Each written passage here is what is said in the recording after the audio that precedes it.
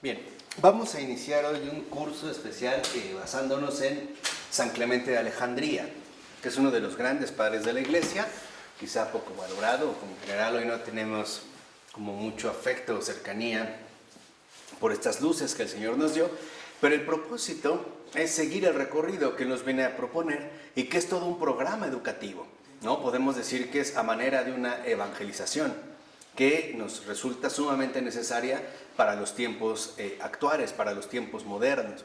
San Clemente de Alejandría no se sabe muy bien, digamos, como de manera precisa la fecha en que nace o en la que muere, pero sí se sabe que pertenece al final del siglo II y principios del siglo III, o sea, por ahí del año 180, 170, 220, o sea, es digamos como una cronología a manera de referencia, pero lo que es muy interesante en él es que nos puede ayudar a enderezar nuestra experiencia de vida cristiana, ¿no? Así como ya hemos visto en gran medida el cómo se ha perdido, ¿no? Cómo se ha deteriorado, se ha denigrado la experiencia de fe, que es lo que estamos viendo con Charles Taylor, con Clemente de Alejandría, lo que podemos nosotros es recuperar el camino adecuado. Y para ello, lo que hace Clemente de Alejandría, a grandes rasgos, es proponer todo un programa educativo.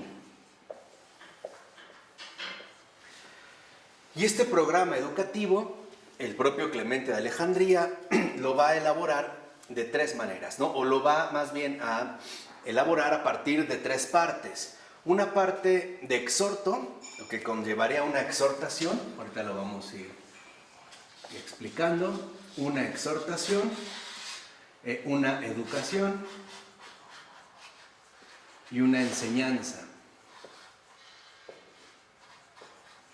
Ya de aquí es como muy importante lo que hace Clemente de Alejandría, porque nos recuerda como el itinerario fundamental para la vivencia cristiana. Primero es la exhortación, lo que hoy nosotros llamaríamos conversión, ¿no? Es el llamado que hace el Señor o que hace la voz de la verdad para que nosotros nos encaminemos por el camino correcto. Esta exhortación, básicamente lo que hace Clemente de Alejandría es desarrollarla en un libro muy breve que se llama el Protéptico. Y digamos que el Protéptico tiene que ver con una exhortación como con una llamada o un aviso particular que conllevaría un cierto grado de seriedad, ¿no? Sería, digamos, como los primeros pasos. Pero una vez que, digamos, uno apela a la exhortación, que sería el llamado, uno va a ingresar a la educación. Y digamos que lo importante en el caso de Clemente de Alejandría es que cuando habla de educación se está refiriendo básicamente a nuestro modo de vivir.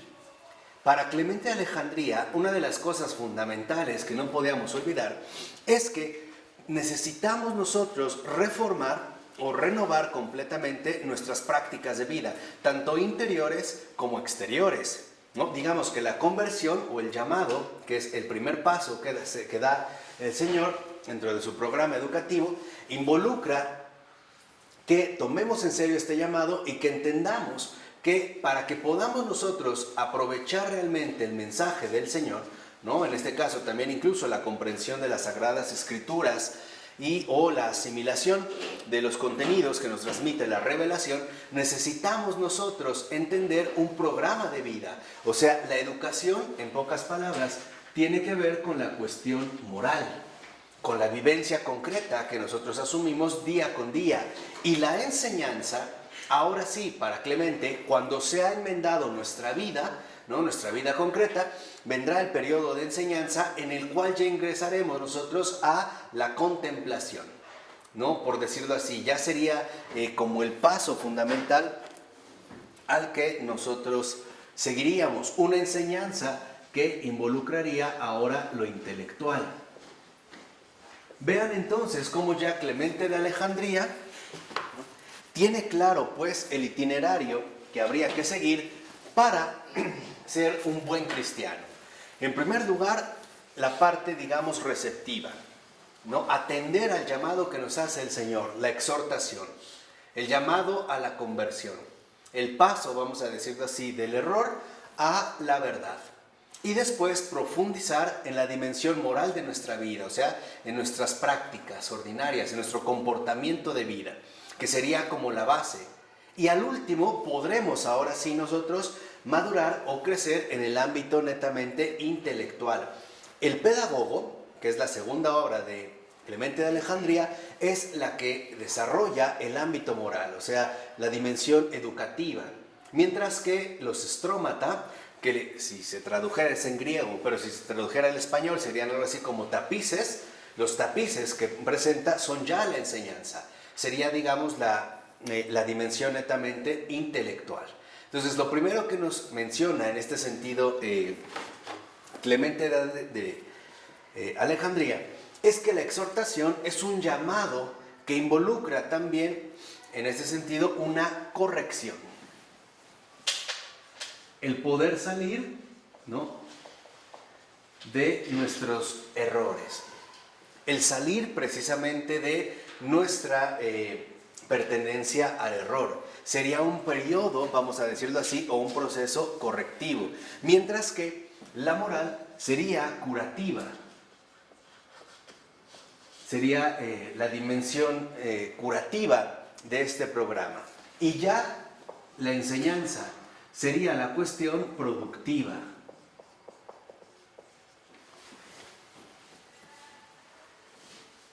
De tal forma, va a decir, en este sentido, Clemente de Alejandría, que la exhortación o el llamado que va a involucrar la corrección, el abandonar los caminos equivocados para poder seguir al Señor, sería un llamado que se dirige específicamente al alma de cualquier hombre, ¿no? Es tocar, digamos, la parte fundamental del ser humano. La corrección se dirigiría al alma. En el caso, por ejemplo, de la moral, se dirigiría también al alma, pero en su dimensión vivencial, no de tal forma que este aspecto o esta dimensión curativa sería ya vivencial. Y la dimensión intelectual o productiva ya es lo que a nosotros nos podría aportar la contemplación. Entonces, se trata de seguir estos pasos y entender que para ser cristiano, antes de poder, digamos, contemplar los misterios o ser iluminados con las revelaciones que el Señor nos ha transmitido, necesitamos primero corregir nuestra propia vida, ¿no? Enderezar nuestro comportamiento ordinario, o sea, renovar, curar esta dimensión moral en la que nosotros estamos, para poder llegar al ámbito intelectual o productivo, donde aparecería justamente la sabiduría, ¿no? Este sería, digamos, como el recorrido general que va a hacer Clemente de Alejandría.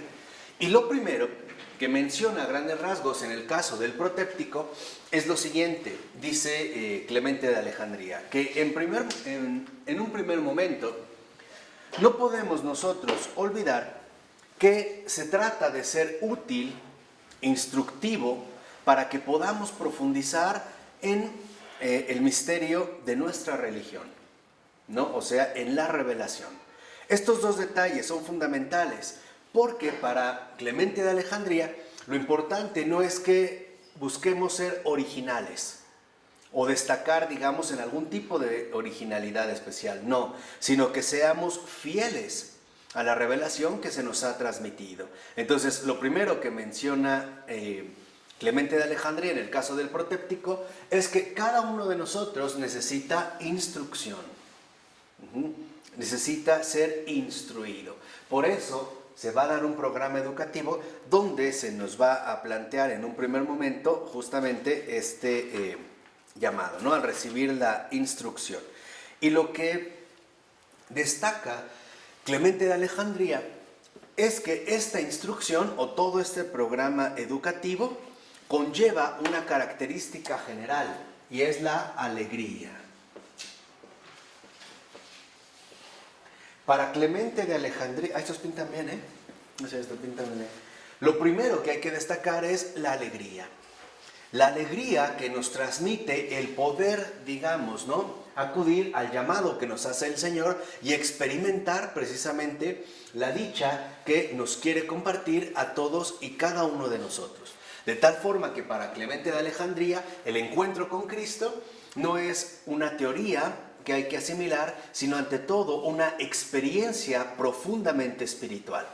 Para Clemente de Alejandría queda claro, pues, que el cristianismo es la experiencia espiritual de la alegría y que ha sido, digamos, como la médula central de nuestra verdadera tradición católica. Hay un rasgo que define de manera muy particular al cristianismo y es esta alegría. La alegría de verse liberado, en primer lugar, de las tinieblas, o sea, de los errores que en efecto nos oprimen y nos sofocan en numerosas angustias. Y esto quizás se ha perdido un poco de vista. Por ejemplo, Chesterton llegó a afirmar en una ocasión que el ateísmo no es lo contrario al cristianismo, sino la tristeza. Y aquí entendemos entonces un planteamiento completamente diferente. El cristianismo no es una doctrina meramente teórica. El cristianismo es un acontecimiento de vida. Es el acontecimiento de vida en el cual radica, digamos, de manera fundamental esta alegría. O sea, la manifestación de Dios en nuestras propias vidas. Por ello va a decir Clemente de Alejandría que necesitamos muchísimo cuidar, que gocemos de esta alegría antes de querer pasar a la sabiduría. O sea, primero necesitamos una terapia sanadora de toda nuestra persona, para que en efecto, a partir de esta curación, podamos nosotros profundizar en los misterios que el Señor nos va a ir en este sentido proponiendo. Por ello, dirá también Clemente de Alejandría, que necesitamos aprovechar en este sentido todo lo que nos pueda favorecer a hacer crecer, digamos, esta experiencia, ¿no? Esta experiencia concreta de vida. Por ello, para Clemente de Alejandría, lo más importante del cristianismo es la novedad que trae consigo.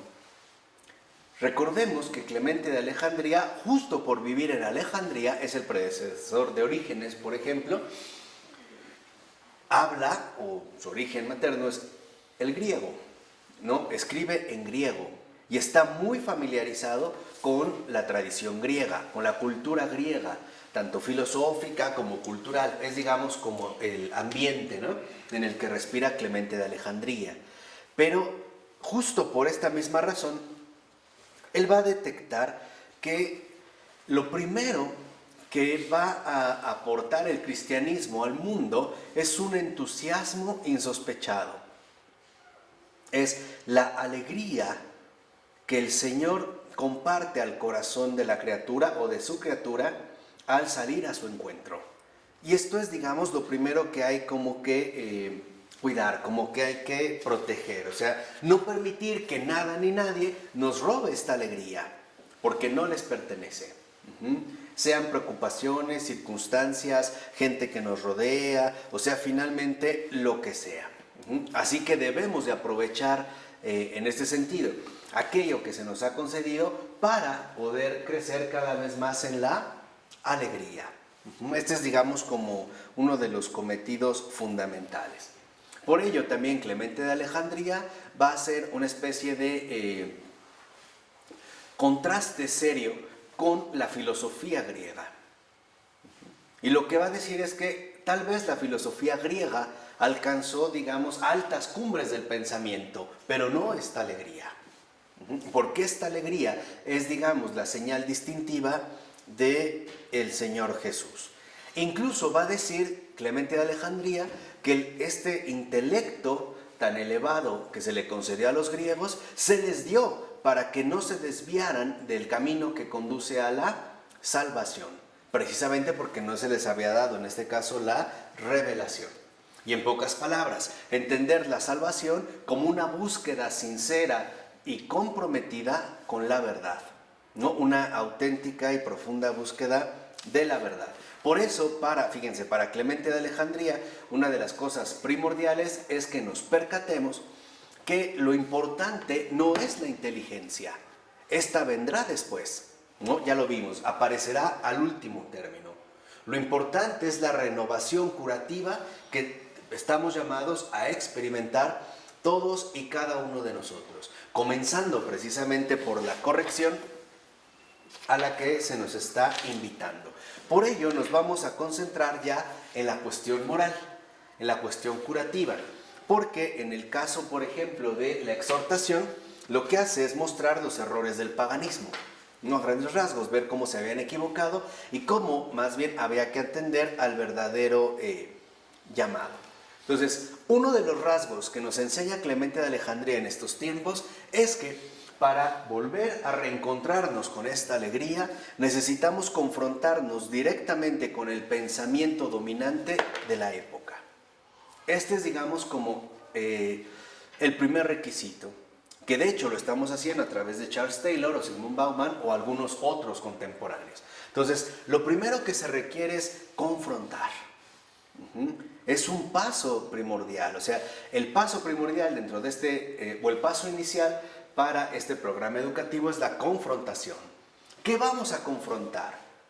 Lo que domina en nuestra época, por ejemplo, cuáles son las ideas dominantes o las convicciones principales, los imaginarios, como decía Charles Taylor, que están vigentes en una época y qué es precisamente lo que la verdad nos ha dicho a nosotros. Por eso Clemente de Alejandría está convencido de que todo cristiano debe ser a sí mismo filósofo. Y esto es algo vital. Para Clemente de Alejandría, todo auténtico cristiano también debe de ser un auténtico filósofo. ¿Por qué? Porque en tanto filósofo debe de estar seriamente comprometido con la verdad y por lo tanto confrontar la experiencia de la verdad con lo que domina, vamos a decirlo así, en una determinada época. O en este caso, con lo que domina en una determinada cultura. ¿No? Lo dominante. Este sería como el primer paso. Por ello va a decir Clemente de Alejandría que necesitamos desarrollar un intelecto cristiano de fe. ¿No? Y esa es como una expresión muy bonita. Esta alegría, entonces, involucra en un primer momento una confrontación. O sea, no podemos seguir dormidos suponiendo que lo que vivimos es lo adecuado. Necesitamos precisamente, ¿no?, confrontar seriamente lo que domina en nuestra época concreta. O, por ponerlo a lo mejor en términos más sencillos, necesitamos confrontar seriamente el mundo en el que vivimos. Hacer realmente un esfuerzo de confrontación, poniendo al descubierto si aquello que vivimos va en el camino correcto o más bien parece estarse desviando de la verdad, ¿no? Ese sería, digamos, como un primer paso. De tal manera que entonces lo que se requiere, dice Clemente de Alejandría, es desarrollar un intelecto cristiano de fe. Y este es el segundo paso. Para Clemente de Alejandría involucra también esta alegría el adquirir un intelecto cristiano de fe.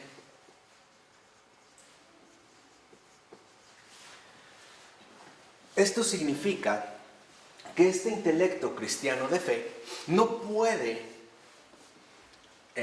pensar del modo usual. Más bien tiene que adquirir el perfil que la fe precisamente nos viene a transmitir. O sea que la presencia del Señor nos quiere en este caso comentar. No podemos pensar exactamente del mismo modo, de tal forma que nuestros criterios intelectuales deben ajustarse a las exigencias del cristianismo. No sé si me explico. O sea, no podemos seguir pensando de la misma manera que lo hacen todas las demás personas. Necesitamos adquirir un perfil netamente cristiano, un perfil que sea precisamente coherente con la llamada que el Señor nos está haciendo. Esto involucrará, por un lado, que confrontemos, decimos, los pensamientos dominantes de la época en la que vivimos y también que no dejemos que se pierda la dignidad de la razón. Para Clemente de Alejandría algo queda claro y es que la razón humana no puede ser pisoteada por el error. O sea, no podemos dejar que se nos quite dignidad precisamente por no vivir acorde con la luz de la verdad.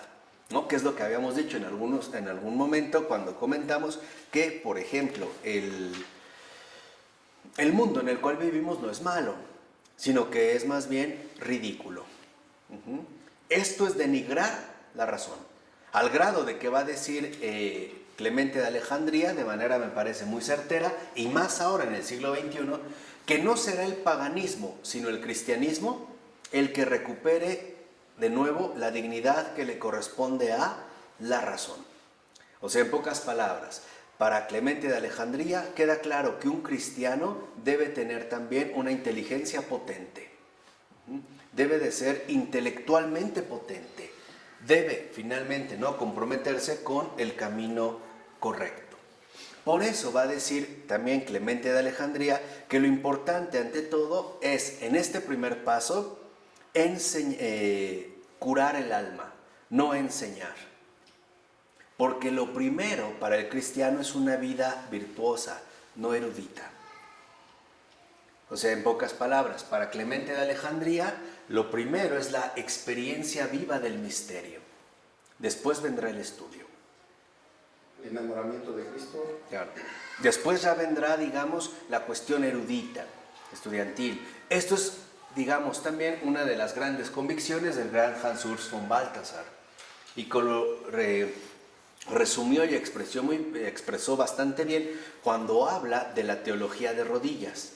Por ejemplo, cuando aparece von Balthasar en escena en pleno siglo XX, vemos que no viene solo, ¿no? Está Romano Guardini, está Henri de Lubac, está Joseph Ratzinger, por mencionar, digamos, como a los más destacados.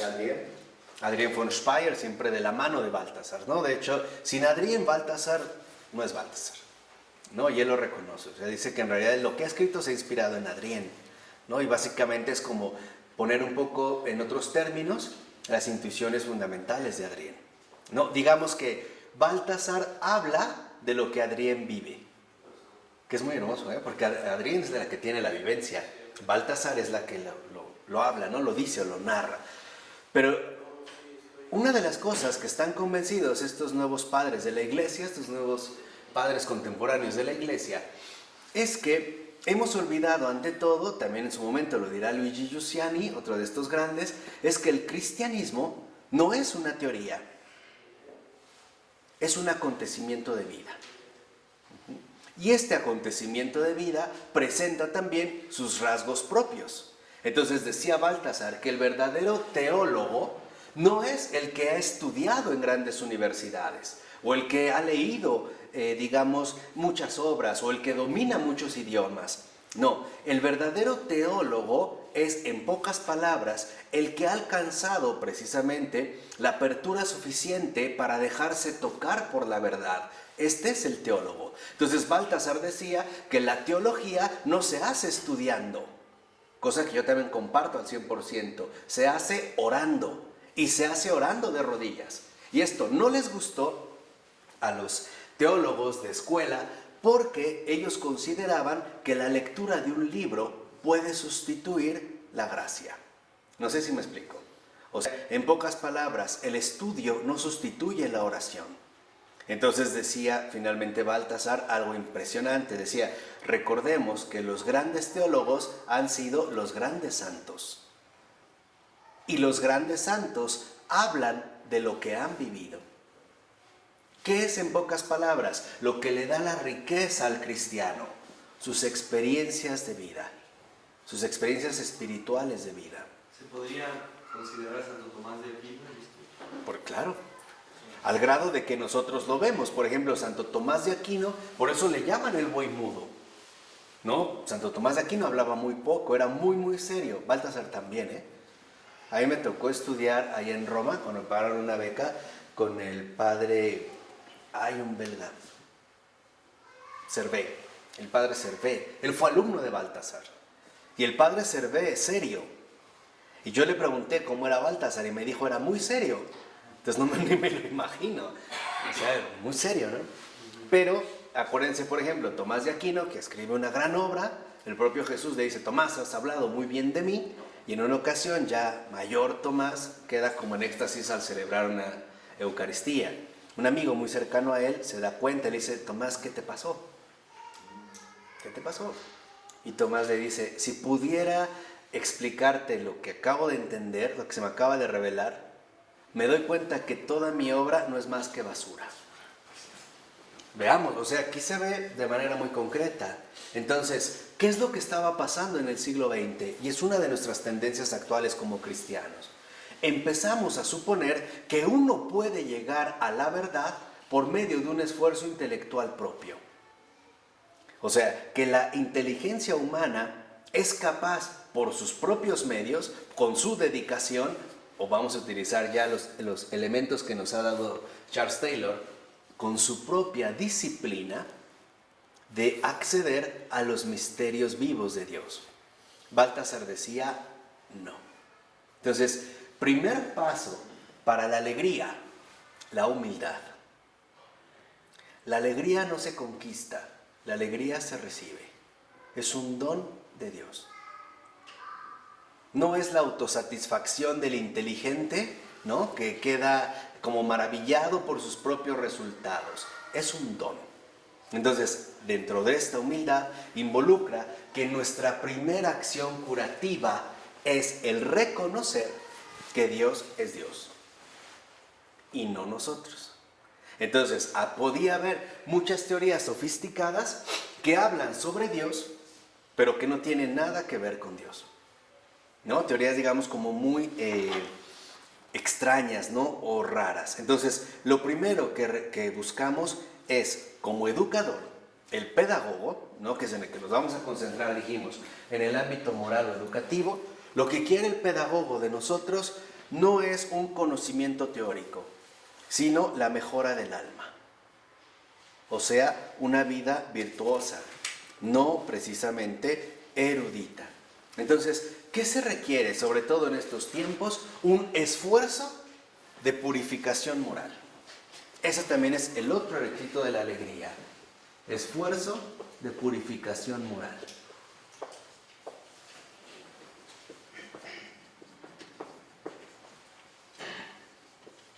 ¿Se acuerdan de toda la parte ascética que nos enseñó Florensky? Es este primer paso. Esfuerzo de purificación moral, ¿no? La moral, lo que abarca la moral son nuestros hábitos de vivir, que de otra manera se han traducido como costumbres. Una costumbre no solo es algo repetitivo, ¿no? Por ejemplo, decir que podemos ir el 1 de noviembre por costumbre a un panteón no se refiere a una acción repetitiva, no, se refiere a una adopción habitual de vida. Esa es, digamos, la moral. Lo que hemos adoptado como un hábito de vida, un hábito de vivencia. Entonces, lo primero que nos recuerda Clemente de Alejandría es que también nuestros hábitos de vida necesitan ser purificados. No podemos dar por hecho de inmediato que porque así es como hemos vivido, así entonces son las cosas. No sé si me explico.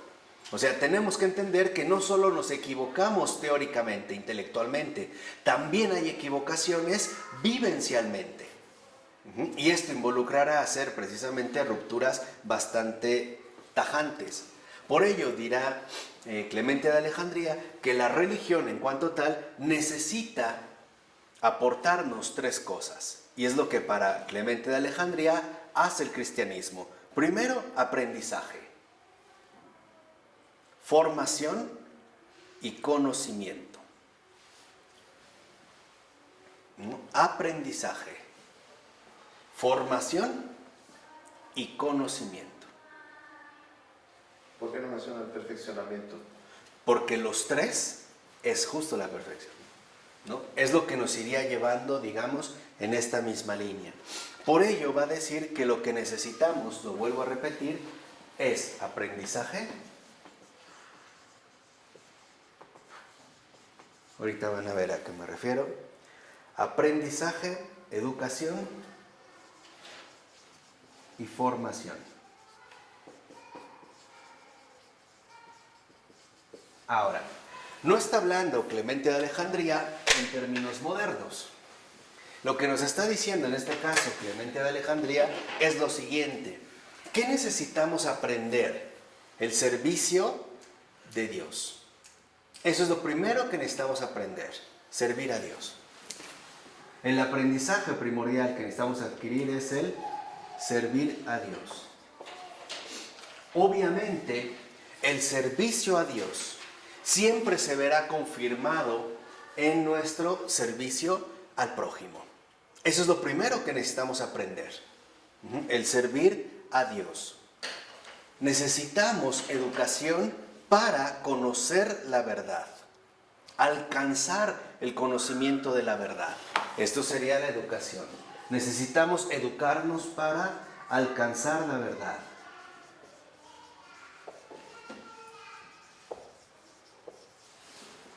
Y esto involucraría, por ejemplo, de cierta manera, el superar nuestra usual mediocridad. O sea, nuestro conformismo mediocre de no querer indagar más allá. Y esto se puede ver en intelectos notables, por ejemplo, como un Husserl. Para Husserl, lo importante era superar, digamos, los planteamientos habituales que nos estaban como impidiendo el conocer las cosas en sí mismas, ¿no? El ir a las cosas. Y sabemos que este esfuerzo notable de Husserl lo llevará, por ejemplo, a desarrollar lo que se conoce como fenomenología, que en su momento ya dimos como una introducción, ¿no? A lo mejor después la vamos a retomar con Edith Stein, ya en la cuestión educativa. Pero para ir en este camino va a decir, y la formación, fíjense, formación es santidad. Pegó bonito. Entonces, vean todo el programa que tiene, y aparte es bello Clemente de Alejandría. Les digo que tenemos muchos tesoros. Yo a veces pienso que todos los tesoros que tenemos son como perfumes preciosos que no usamos. Preferimos seguir con mal olor, ¿no? En lugar de usar tantos perfumes ricos que hay ahí para empaparse y no se acaban. Entonces, vean los pasos, vean lo contrario ahora. Servir a Dios. Ese es el primer aprendizaje que tenemos que adquirir. Esa es la exhortación. O sea, el Señor nos exhorta a servir. Y obviamente a servirle a Él. La educación es que necesitamos curarnos vivencialmente para poder alcanzar el conocimiento de la verdad. Fíjense la profundidad de Clemente de Alejandría. Para Clemente de Alejandría, conocer la verdad no es algo netamente intelectual. Se requiere que el alma esté curada. De otra forma, no es posible alcanzar este conocimiento. Una vez que tenemos esta educación, la enseñanza que se nos va a transmitir, la sabiduría, es una formación que se traduce precisamente en santidad. Esto que hemos resumido, esto es lo que Clemente de Alejandría va a hacer en sus obras. En el protéptico, en el pedagogo, en los estrómata. Que los estrómatas son 8 libros. Va tomando pasajes ya, por ejemplo, del Evangelio. Pero aquí, por ejemplo, si lo ven, estamos como resumiendo lo que hemos visto las últimas veces, para que vean que no es inútil. Tiene un plan, aunque no se comprenda al momento. Esto es precisamente lo que faltó en Lutero. No se puede acceder a la Escritura con un alma torcida. No se puede. El que realmente busca alcanzar la verdad, primero debe poseer la docilidad suficiente para servir a Dios. De tal manera que entonces, si no se tiene este aprendizaje y no se tiene esta educación, no es posible precisamente alcanzar la santidad. Se requiere curar el alma.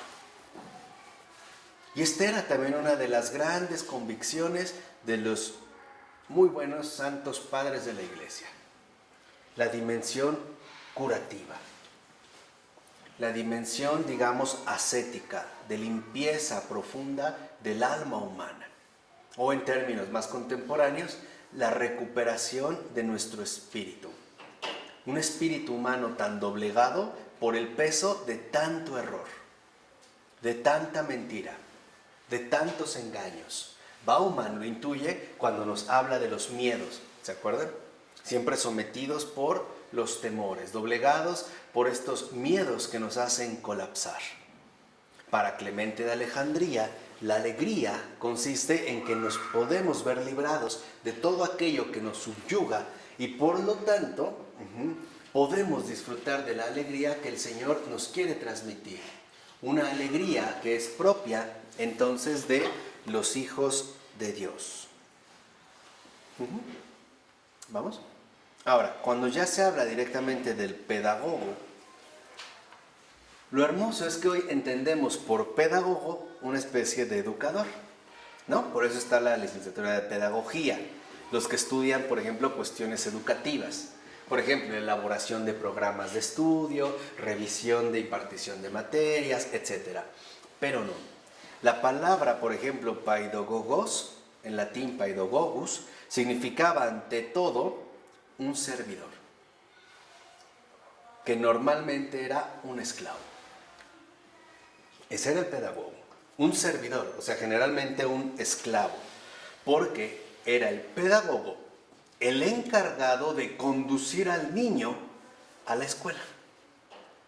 Entonces, este servidor, este esclavo, primero, era el que, por ejemplo, cargaba la mochila del niño, le ayudaba con las cargas.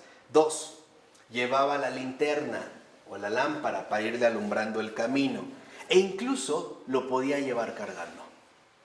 Ese era el pedagogo. De tal manera que entonces lo que vemos es que el pedagogo tenía 3 funciones principales. Primero, proteger al niño de todos los peligros. Imagínense, si por ejemplo de repente hay un camino muy escarpado, pues entonces lo cargaba. O si no se ve porque está muy oscuro, pues lo alumbra. O si requiere ayuda, lo auxilia, ¿no? Le carga la mochila o algo así. Y lo va a proteger de todos los peligros, tanto físicos como especialmente morales. ¿Qué quiere decir? Que entonces el pedagogo era un guardián. Tanto de lo físico, que el niño no se fuera a caer o a maltratar o a pegar o a accidentar, pero sobre todo un guardián del comportamiento.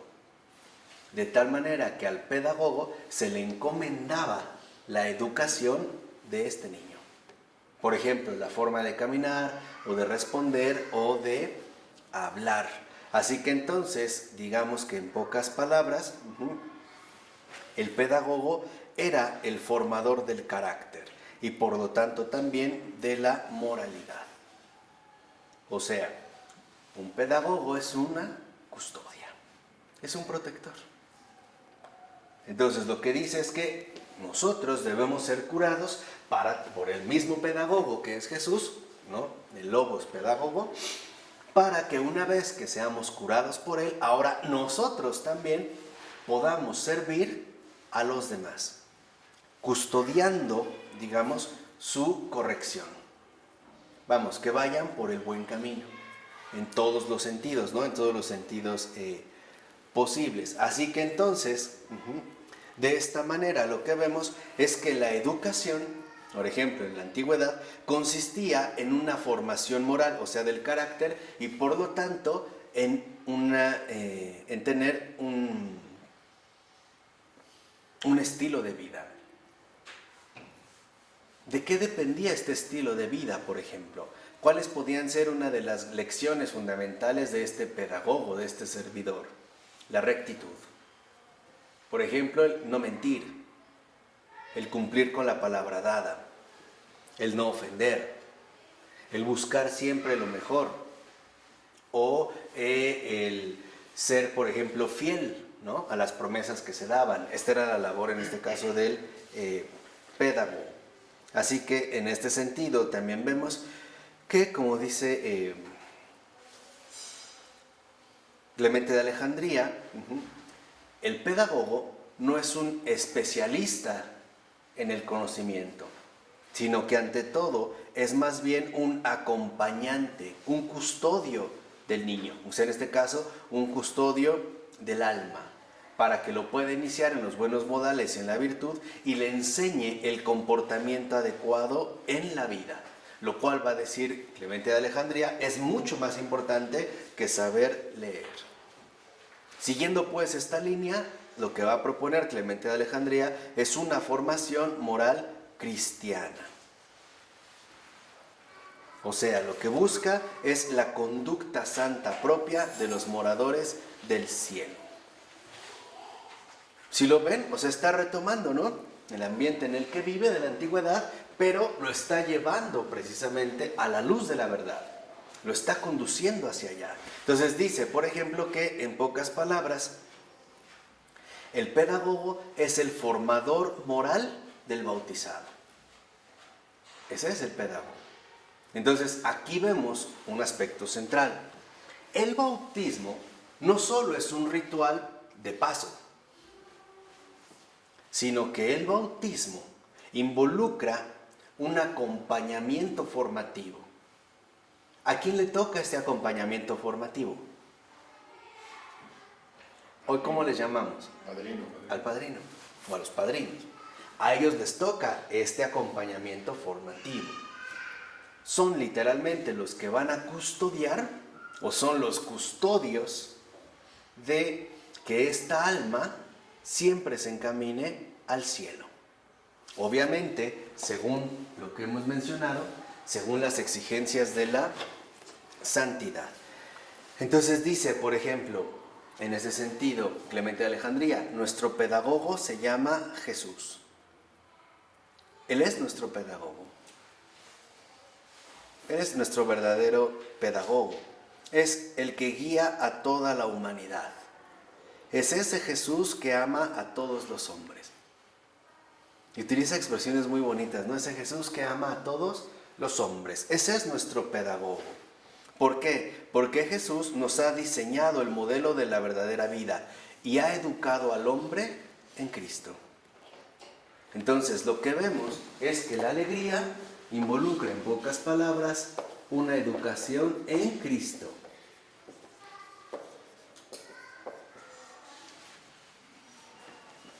Este sería, por decirlo así, como el perfil fundamental de esta alegría. Por eso va a decir finalmente, en este sentido, Clemente de Alejandría, que no podemos dejarnos llevar por la ley mosaica, ¿no?, la ley rígida de los judíos, ni tampoco por la ley pagana, o sea, por la ley, digamos, netamente teórica, sino que más bien se nos invita a recorrer o a dejarnos guiar por este mismo logos, ¿no?, por este mismo guía. Por eso lo que vemos es que se trata de una experiencia profunda de vida eterna, de una dimensión vivencial completamente diferente. Por ello, lo que va a proponer Clemente de Alejandría es un nuevo ideal de existencia humana. A eso nos va a llevar a la educación en Cristo, a un nuevo ideal de la existencia humana.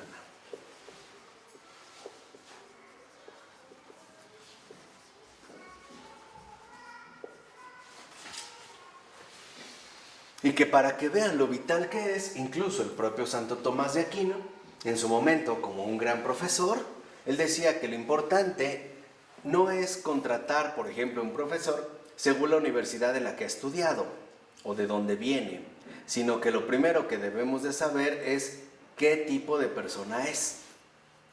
Esto es más importante, sobre todo por el contacto, digamos, que tendrá con las almas, en especial cuando se trata de almas jóvenes. Por eso, dentro de este ideal, lo que veía precisamente Clemente de Alejandría es que se debe de fomentar una civilización cristiana, que si lo vemos, ya empezamos a intuir, es completamente opuesta a la civilización moderna. Los criterios que en efecto hemos visto que se fueron desarrollando o que se fueron presentando en el caso de nosotros y que nos ha descubierto Charles Taylor, precisamente no son los que los que nos va a proponer la existencia humana, este nuevo ideal, ¿no? Que se va a proponer, en este caso, de la existencia de fe. Por ello va a decir también que, en este caso, el pedagogo, que es Jesús, nos conducen a contemplar lo siguiente: entender los deberes que Jesús nos da, los consejos, las exhortaciones, los modelos que nos propone imitar, o sea, adoptar un verdadero modelo de vida cristiano. Esto es vital, porque una cosa es que nosotros nos digamos cristianos y otra cosa es que tengamos un modo de vida cristiano, ¿no? Aquí vemos cómo era otra de las convicciones fundamentales de los padres de la Iglesia, por ejemplo con San Ignacio de Antioquía, que resume también esta convicción primordial a través de lo siguiente: cuando San Ignacio de Antioquía dijo, más vale callar y ser que hablar y no ser. Aquí viene, digamos, como un aspecto central. Hoy en día se nos hace muy fácil hablar, ¿no? O decir, o afirmar. Antiguamente, la palabra pesa. La palabra tiene un peso, al grado de que se hablaba, por ejemplo, de palabra de honor. ¿No recuerdan? Bastaba con que diera mi palabra. ¿Qué sucederá ahora, para que vean la diferencia? Si yo me voy a un gran centro comercial, ¿no? Lleno 1 o 2 carritos de mercancías, llego con la cajera y le digo, estimada doncella, le doy mi palabra de honor que en un mes le vengo a pagar. ¿Ya? O sea, ahí se ve que hoy en día, ahí se ve la diferencia. Nuestra palabra no pesa, ha perdido seriedad, se ha vuelto meramente ruido, aire, ¿no? Por eso alguien dice, te doy mi palabra. No, dame tus escrituras, o dame una firma, o a ver qué. O sea, las palabras, hoy decimos, no, las palabras se las lleva, ¿qué? El viento, hojas secas. Bueno, Clemente de Alejandría nos recuerda que no, porque lo que necesitamos es salud y conocimiento. Entonces, uno de los primeros pasos en esta educación en Cristo es nunca hablar a la ligera. Jamás. Y Jesús ya nos lo había dicho. Cuando digan sí, es sí. Cuando digan no, es no. Todo lo demás viene del maligno. Tenemos que aprender a hablar menos. Y lo que digamos, que lo digamos seriamente. Tenemos en primer lugar, y eso es uno de los defectos de nuestra cultura contemporánea, que curarnos de esa ligereza de lengua. Donde es terrible, pero terrible. Eso San Clemente de Alejandría lo tenía, pero clarísimo. Esa ligereza de lengua que nos lleva a veces a afirmar cosas que ni estamos convencidos y que ni siquiera nos consta, o que no sabemos realmente si va a ser algo provechoso o no, o enredarnos en pláticas inútiles, incluso a través de las críticas, ¿no?, venenosas a otra persona, a través de un mínimo pretexto para hablar de más. Entonces, hoy no se trata de hablar de más, se trata de hablar menos. Y se manifiesta en WhatsApp ahorita, las pláticas. ¿No? O sea, irrelevantes, pues. Se trata de hablar poco, pero muy bien. Esto es vital. Por eso lo ven que van en las líneas que vamos exponiendo. Tenemos que cuidar mucho el corregir la ligereza de la lengua. Hay muchas pláticas que son superfluas, irrelevantes, pero no por ello dejan de ser dañinas. ¿Por qué? Porque nos sacan, digamos, del recogimiento en el que por lo menos deberíamos de mantenernos, ¿no? Entender que hay cosas que no vale la pena decir, o no valdría la pena, en este caso, enredarse. O hay cosas que decimos que dañan el alma, es peor. Vicios, defectos, ¿no?, que dañan el alma. Claro. No solo que no hay que decir, que me hacen daño. Por ejemplo, la curiosidad, todo lo que se trata de curiosidad, daña mucho el alma. Y críticas. Claro. Cuando criticamos a una persona, ¿cómo daña el alma, no? Y eso se ve también como muy bien en el Facebook, ¿no? También. O sea, siempre es como una cuestión comparativa a despertar comentarios irrelevantes. Mira, esta persona ya tiene esto o aquello, fue acá, vino acá, tiene, yo lo dejé de ver porque él sí, yo no. Y siempre hay unas cuestiones comparativas extrañas. Pero, vamos, lo que debemos de recordar es lo siguiente. Lo importante no es lo que dice la boca. Lo importante es lo que la boca no puede decir, pero el corazón sí experimenta. Esto es vital. O sea, tenemos nuevamente que aprender a convivir en el silencio interior. Esto es un paso vital de la curación. Tenemos que volver nuevamente a recuperar este espacio fundamental del silencio interior, o sea, de la oración, que no es una cuestión de verborrea, sino una profundización en el interior del alma, porque como dice Clemente de Alejandría, no solo necesitamos un pedagogo, también necesitamos un maestro. Necesitamos, como lo dijo, salud y conocimiento. Esto es vital. Entonces, si seguimos este programa educativo, veremos que por un lado tiene salud, o sea, curación, y por otro lado también tiene conocimiento o profundización. Entonces, lo que vemos es que si en realidad nosotros lo que queremos es justamente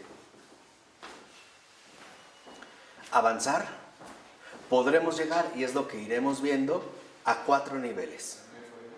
Y ya con estos 4 niveles terminamos. Pero va a decir Clemente de Alejandría que si nosotros seguimos este programa educativo, podremos llegar al siguiente punto. 1. Quien permanece en el pecado el menor tiempo posible.